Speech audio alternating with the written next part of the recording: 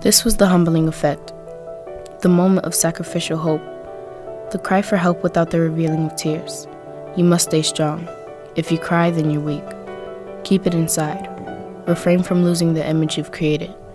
She was the age of 14, quiet. She didn't really fit in, then again had no care to. This characteristic was the key to her peers' infatuation. She was wise beyond her years, always one step ahead, and able to grasp the reality that certain situations would teach her precious lessons. Maybe this aspect is one that will help her get through the next few months. Her mother and father have been separated since she was 10. When she and her mother moved, eventually the relationship between her and her father weakened. The phone calls stopped coming unless she initiated them. The frequent I love yous and the reassurance of daddy telling her, "Don't worry baby, I'll see you soon," became non-existent. Once they arrived, it seemed like they knew everything was shifting into a time vault. Emotionally, there was no turning back. Times were hard, and everyone was just trying to support themselves. At least Mom still had the car with the help of her oldest. This was their escape from this forcefully humbling place, even if it was only for the weekend.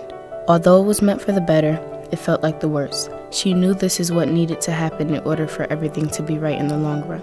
This is how it worked. The men were separated from the women and children. You couldn't leave this humbling place until after 7 a.m., with the exception of work, of course.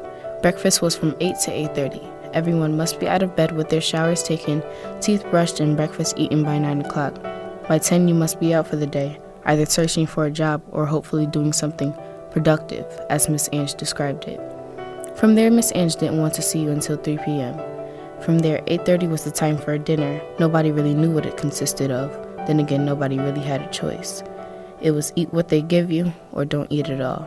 At 10 p.m., you had to be in your assigned bedrooms, whether you were an adult or not, regardless of if you wanted to sleep or not. Although it was meant for the better, it felt like the worst. "This is not how life is supposed to be lived," she repeated to her mother. "These people are not string puppets, they are human beings." She got up early, 6 o'clock as she usually does, taking into consideration the tip Miss Rosa gave her in order to get the shower first and avoid the cold water that would become apparent after the fourth shower was taken.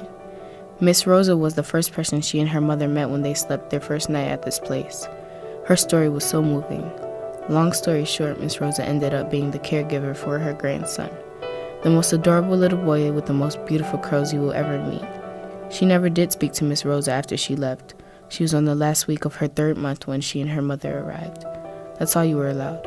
3 months, not a day over. This was the expected time for you to get off your feet and be able to support yourself. The realization that some people were only able to move from place to place was shattering. Humbling to humbling place, that is. This is what she dreamt about that first night. The next day she got up on time, as she always does, to ensure she got to school because 1, her mom always left early to her new job, and 2, the breakfast at this humbling place didn't seem too inviting. So as she arrived to school, she tried to avoid the repetitive question, "Where have you been?" or her all-time favorite, "Why have you been crying?" with knowledge that they couldn't care less. Or maybe the breadwinner would be, "Are you okay?" Because no, she is not okay, and she just wanted to scream at everyone that looked her way or even murmured a minor hello. Not because they're at fault, but because she was too afraid to find out if someone understood where she was coming from, because that involved talking. And as routine middle school goes, the more talking you do, the more rumors are started. The more rumors that are started lead to more people in your face just wanting to know your business. And as time matured, so did she. She couldn't wait to leave.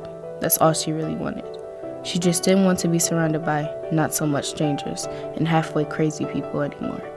She wanted the freedom of getting up when she wanted to, maybe missing the bus a few times because she had the comfort of knowing her mom was still there, being able to go into her own kitchen, eat her own food, take a shower without having to use flip-flops in the fear of infection, not having a constant reminder that her world was turning upside down, shattering. She didn't want anything spectacular. She didn't need the newest clothes or the newest shoes. She didn't need the fake friends. She just wanted her family back. She wants freedom. She wants to be free. She just wants to be Tireice.